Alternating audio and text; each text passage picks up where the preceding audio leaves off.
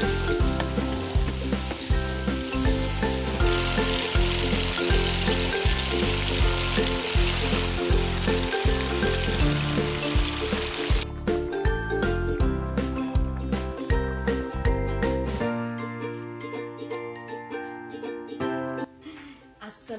আলাইকুম, কেমন আছেন আপনারা? আশা করি আপনারা সবাই ভালো আছেন। আমরাও আলহামদুলিল্লাহ আমরাও ভালো আছি। অনেক দিন পরে আপনাদের সামনে একটা রান্না নিয়ে আসলাম। হ্যাঁ, এর মধ্যে আমার বেশ কিছু ভিডিও গিয়েছে, বাট অনেক দিন রান্নার ভিডিও আমি দিতে পারিনি। আজকে আপনাদের সামনে তাই নতুন একটা রান্না নিয়ে এসেছি, এবং আজকে আমি যে রান্নাটা করব সেটা আমার খুব প্রিয় একটা মাছ, এবং আমার নামের সাথেও, আমার নিকনেমের সাথেও অনেক মিল আছে। আমার নিকনেম হয়তোবা আপনারা শুনেছেন, আমার নিকনেম রিতা। তো আজকে আমি রান্না করব আমার নামের সাথে মিল রেখেই রিঠা মাছ। এটা আমার খুবই প্রিয়, খুবই প্রিয়, খুব ভালো একটা মাছ কিনতে পেরেছি আলহামদুলিল্লাহ। আজকে সেই মাছটাই আপনাদের সামনে রান্না করব, এবং আপনাদের সাথে হবে অনেক অনেক অনেক গল্প। তো ঠিক আছে, আপনারা আমার সাথেই থাকুন। চলুন মাছটা আপনাদের সাথে নিয়েই রান্না করি এবং গল্প করি।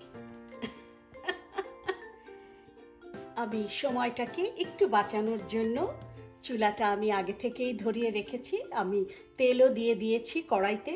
আমার তেলটা মোটামুটি গরম হয়ে গেছে। আজকে আমি রিঠা মাছটা যে রান্না করব, রিঠা মাছটা আমি সুন্দর করে হলুদ এবং লবণ দিয়ে খুব ভালো করে আমি ধুয়ে নিয়েছি।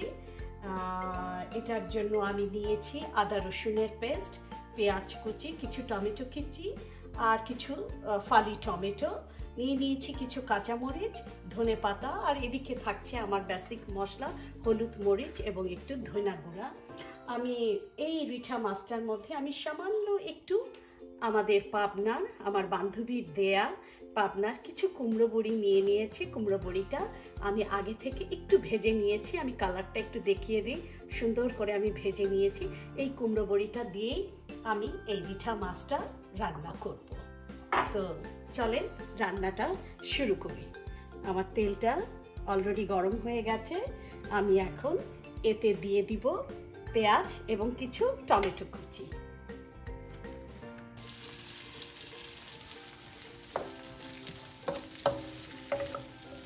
পেঁয়াজটা নরম হওয়ার জন্য আমি দিয়ে দিব একটু লবণ।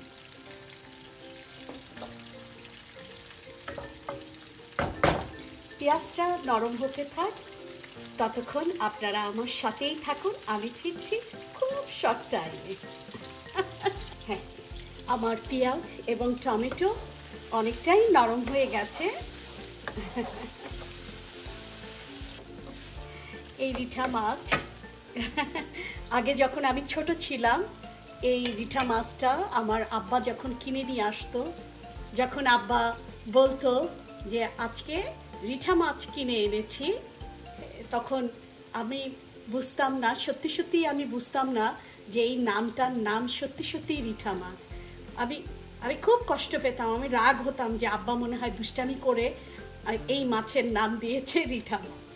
তারপরে তো আস্তে আস্তে জানতে পারলাম যে না, এই মাছের নাম সত্যি সত্যি রিঠা মাছ।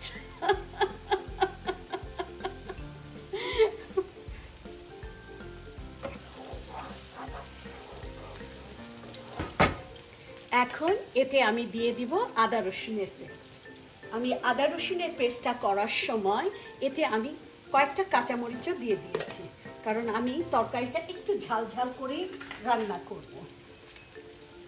আমি প্রায় 2 টেবিল স্পুনের মতো আদা রসুনের পেস্ট দিয়ে দিলাম। মশলাটা যাতে পুড়ে না যায় এর জন্য এতে দিয়ে দিচ্ছি একটু পানি। এখন আমি এতে একে একে দিয়ে দিব হলুদ, মরিচ এবং একটু ধনে গুঁড়া। আমি এতে প্রায় 3 টিস্পুনের মতো দিয়ে দিলাম ধনে গুঁড়া, 1 টিস্পুনের মতো দিয়ে দিলাম হলুদের গুঁড়া। আমি প্রায় 2 টিস্পুনের মতো দিয়ে দিলাম মরিচের গুঁড়া। আমি এতে আরেকটু পানি দিব, কারণ মশলাটা আমাকে খুব ভালো করে কষাতে হবে। এখন আমি চুলার জালটা একটু মিডিয়াম আঁচে করে দিয়ে একটু ঢেকে কিছুক্ষণ পর পর নেড়ে নেড়ে মশলাটাকে খুব ভালো করে কষিয়ে নিব, যতক্ষণ পর্যন্ত না আমার মশলায় তেল উঠে আসছে। ততক্ষণ আপনারা একটু কষ্ট করে আমার সাথেই থাকুন। আর আমি এই সুযোগে একটু বসিয়ে দিই গরম পানি। আমি তো আগেই বলেছি যে কোনো রান্নায় অবশ্যই অবশ্যই গরম পানি ব্যবহার করবেন, তাতে করে তরকারির স্বাদ অনেক গুণ বাড়িয়ে দেয়। হ্যাঁ, আমি চলে এসেছি। হ্যাঁ, আমার মশলাটাও খুব ভালো করে কষানো হয়ে গেছে। মশলা কষানোর খুব সুন্দর একটা গন্ধ বেরিয়েছে।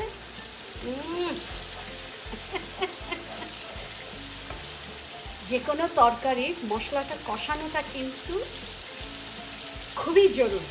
এটার উপরে ডিপেন্ড করে তরকারির স্বাদ।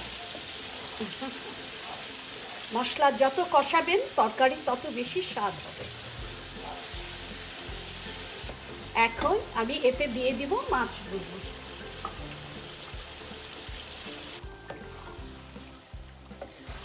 রিঠা মাছ কিন্তু নর্মালি কিন্তু বেশ নরম হয়, কিন্তু যখন আপনি এটা রান্না করবেন তখন কিন্তু মাছটা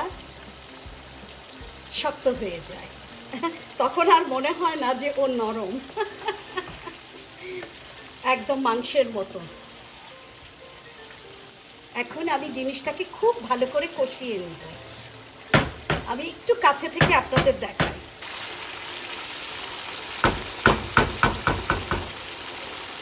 আমি একটু লবণটা চেক করে দেখি আমার লবণ আর দিতে হবে কিনা। একটু লবণ লাগবে। আমাদের বাসাতে এই রিঠা মাছ, আড় মাছ এগুলো খুব খাওয়া হতো। আমার আব্বার খুবই প্রিয়। আজকে রান্না করতে করতে আমার বাবার কথা খুব মনে পড়ছে। খুব ভালো বাজার করতেন এবং আমার মা খুব ভালো রান্না করতেন। হ্যাঁ, আমার মাছটা খুব ভালো করে কষানো হয়ে গেছে। এদিকে আমার গরম পানিও হয়ে গেছে। এখন আমি মাছে অ্যাড করব গরম পানি।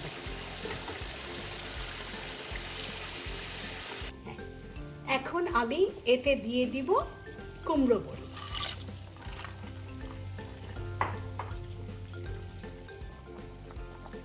একটু ফাইনালি লবণটা দেখে নিই।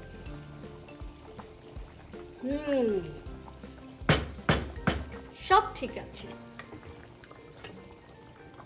এখন আমি তরকারিটা ঢেকে দিচ্ছি ও জালটাকে মিডিয়াম করে দিচ্ছি। মিডিয়াম আছে সবসময় তরকারি খুবই ভালো হয়। তো ও হতে থাক, চলেন এই সুযোগে আমরা একটু চা খেতে খেতে গল্প করি।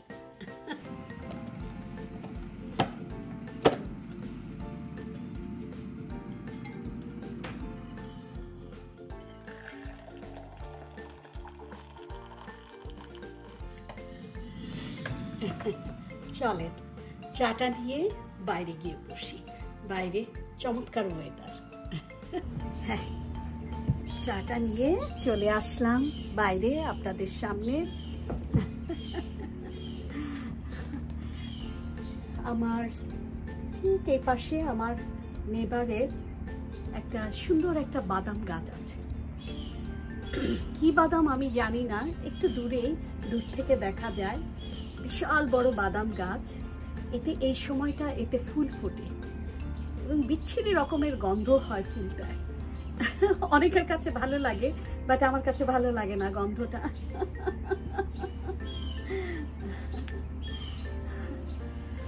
তারপর আশা করি আপনারা সবাই ভালো আছেন, বেশি বেশি করে আমার ভিডিওগুলো দেখছেন।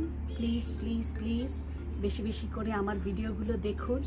বন্ধুবান্ধব, আত্মীয় স্বজন সবাইকে বলবেন আমার চ্যানেলটাকে সাবস্ক্রাইব করার জন্য, আমার ভিডিওগুলো বেশি বেশি করে দেখার জন্য। সত্যি কথা বলতে কি আপনাদের জন্যই আমি ভিডিওগুলো বানাই। এবং আমি তো আগেই বলেছি রান্না টান্না এগুলো জাস্ট একটা উসিলা। আমি কিন্তু সত্যি সত্যি আপনাদের সাথে গল্প করতে আমার প্রচণ্ড রকম ভালো লাগে এবং আমার অবসর সময়টাই আমি চেষ্টা করি আপনাদের সাথে কাটানোর জন্য। তো এই কারণেই আমি রান্নাটা একটা বাহানা নিয়ে চলে আসি আপনাদের কাছে। এই যে রান্না করি, গল্প করি, জীবনের অনেক গল্প আপনাদের সাথে শেয়ার করি, আমার ভালো লাগে। এখন আপনারাই আমার বন্ধু, আপনারাই আমার ওয়েল উইশার, আপনারাই আমার গুড সোল। তো আমি জানি আপনারা আমাকে ভালোবাসেন, প্রচণ্ড রকম ভালোবাসেন। সবসময়ই আপনারা আমাকে আপনাদের দোয়ার মাঝখানে রাখেন, আরও বেশি বেশি করে রাখবেন। এবং আপনারা যে আমাকে ভালোবাসেন সেটা আমি বুঝতে পারি যে আপনারা আমার ভিডিওগুলোকে পছন্দ করছেন। এবং আমি আরও বেশি করে আমি ইন্সপায়ার হচ্ছি আরও বেশি করে আপনাদের জন্য ভালো ভালো ভিডিও বানানোর জন্য। আজকে সবসময় তো কিছু না কিছু বলি, আজকে একটা কথা আপনাদের সাথে শেয়ার করি। সেটা হচ্ছে, অবশ্যই আপনারা জিনিসটা জানেন এবং আপনারা সবাই মানেন জিনিসটা। সেটা হচ্ছে যে আমরা খুব সহজেই কারো দিকে আঙ্গুল তুলব না। দেখেন, দোষ ত্রুটি ভুল সবার ভেতরেই আছে। সেটা আমরা খুঁজতে যাওয়ার আগে, সেটাকে পয়েন্ট আউট করার আগে নিজের দোষগুলোকে আগে খুঁজে বের করার চেষ্টা করি। আমার পরিবারের লোকদের দোষগুলো ভুলগুলো আগে খুঁজে বের করার চেষ্টা করি, সেগুলোকে আগে সমাধান করার চেষ্টা করি। কারণ আপনি যখন অন্যের দিকে যখন আঙ্গুল তুলবেন, দেখবেন আমরা তো এভাবে আঙ্গুলটা তুলি, আপনার বাকি সমস্ত আঙ্গুলগুলো কিন্তু আপনাকে সাক্ষী দিচ্ছে। সো কারোর সম্পর্কে কোনো কথা বলার আগে, কাউকে ফিঙ্গার পয়েন্ট করার আগে আমরা 10 বার চিন্তা করব, নিজেদের কথা আগে চিন্তা করব।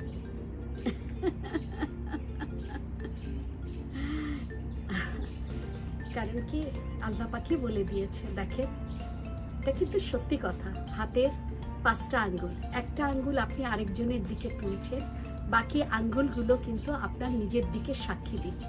এবং আপনার বৃদ্ধা আঙ্গুল কিন্তু বাকি 4টা আঙ্গুলকে শক্ত করে আপনার দিকে ধরে রেখেছে।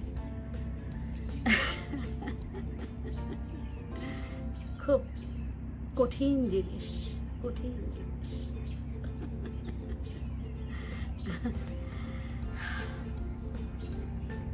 আসলে আমি এগুলো আপনাদের সাথে শেয়ার করি, আমার কথা বলতে ভালো লাগে, আমার জীবনের এক্সপিরিয়েন্স থেকেই আমি এগুলো বলি এবং এগুলো আমি নিজের ভেতরে মানার চেষ্টা করি। এটা কিন্তু সত্যি কথা। আমি অন্যের দিকে আগে আঙ্গুলটা তোলার আগে আমি 10 বার আগে নিজের কথা চিন্তা করি। কারণ আমার ঘরেও ছেলে মেয়ে আছে, আমার আত্মীয় স্বজন আছে, তো আমি আগে তাদের ভুলটাই আগে খুঁজে বের করার চেষ্টা করি। তারপরে আমি আমার নিজেকে আমি সব থেকে বেশি জাজ করি। আমাদের একটা প্রবলেম কি জানেন, আমরা কথায় কথায় খুব বেশি জাজমেন্টাল হয়ে যাই। কথায় কথায় এত বেশি জাজমেন্টাল হবেন না, খুব খারাপ জিনিস। এটা আমাদের বাঙালিদের একটা কি বলবো, এটা আমাদের একদম রক্তে মিশে গেছে। আমরা খুব কথায় কথায় মানুষকে আর কি জাজ করতে বসে যাই, বা আমরা নিজেরা খুব বেশি জাজমেন্টাল হয়ে যাই, যেটা আসলেই ঠিক না। হয়তো আপনি একভাবে চিন্তা করছেন, আপনার দৃষ্টিভঙ্গি একরকম, হয়তো যেই মানুষটাকে নিয়ে আপনি কথা বলছেন সেই মানুষটা, তার দৃষ্টিভঙ্গি, তার চিন্তাধারা তো ডিফারেন্টও হতে পারে। যাই হোক, অনেক কথা বলে ফেললাম। এগুলি বলি, আমরা একজন আরেকজনকেই তো বলবো, তাই না? বলতে বলতে বলতে বলতে যদি আমরা কিছু শিখি, আমিও অন্যের কাছ থেকে শিখি, সত্যি কথা অনেক শিখি, অনেক শিখি। চল ভেতরে যাই, দেখি তরকারিটার কি অবস্থা। আশা করি তরকারিটা আপনাদের ভালো লাগবে। চলে, হ্যাঁ আমি চলে আসলাম, দেখে নিই তরকারিটার কি অবস্থা। ওয়াও, হ্যাঁ তরকারিটা প্রায় হয়ে আসছে 90%। এখন আমি এতে দিয়ে দিব কিছু টমেটো ফালি, আর দিয়ে দিচ্ছি ধনেপাতা কুচি, আর দিয়ে দিব 4-5টা কাঁচামরিচ জাস্ট ফ্লেভারের জন্য। হ্যাঁ আর বেশিক্ষণ লাগবে না, ঠিক 5 মিনিট, 5 থেকে 7 মিনিট। 5-7 মিনিট পরে আমি ফিরছি একেবারেই সার্ভিং ডিশ নিয়ে আপনাদের সামনে। ততক্ষণ আপনারা আমার সাথেই থাকুন। দেখুন আমার তরকারির ফাইনাল লুক, ধোয়া ওঠা গরম গরম রিঠা মাছের ঝোল, একটু মাখা মাখা ঝোল ঝোল কুমড়ো বড়ি দিয়ে, অসম্ভব সুন্দর। আর ঝোলটা যা খেতে হয়েছে না,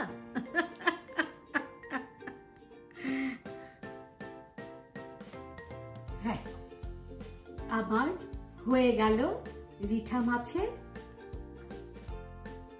অল্প ঝোল ঝোল ভুনা ভুনা তরকারি কুমড়ো বড়ি দিয়ে, সাথে ধনেপাতা এবং টমেটো।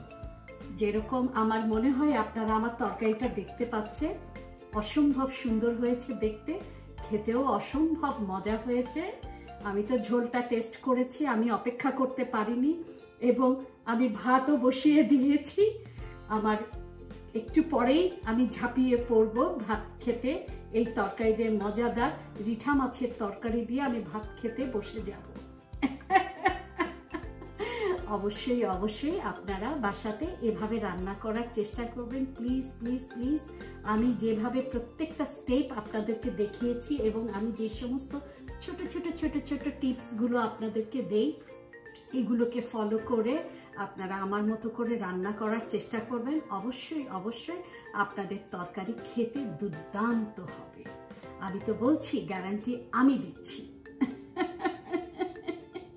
আর হ্যাঁ, আমার চ্যানেলটাকে সাবস্ক্রাইব করবেন, সাবস্ক্রাইব করতে কিন্তু ভুলবেন না। আর হ্যাঁ, বেল আইকনটা টিপে দিতে কিন্তু ভুলবেন না, কারণ আমি যখনই নতুন কোনো ভিডিও আমি আপলোড করব, সাথে সাথে আমার নতুন নতুন ভিডিওগুলো আপনাদের কাছে পৌঁছে যাবে। আর বেশি বেশি করে কমেন্ট করুন। আমার সত্যি সত্যি আপনাদের কমেন্টগুলো পড়তে আমার অনেক ভালো লাগে, আমি খুব এনজয় করি। প্লিজ প্লিজ প্লিজ আপনারা সুন্দর সুন্দর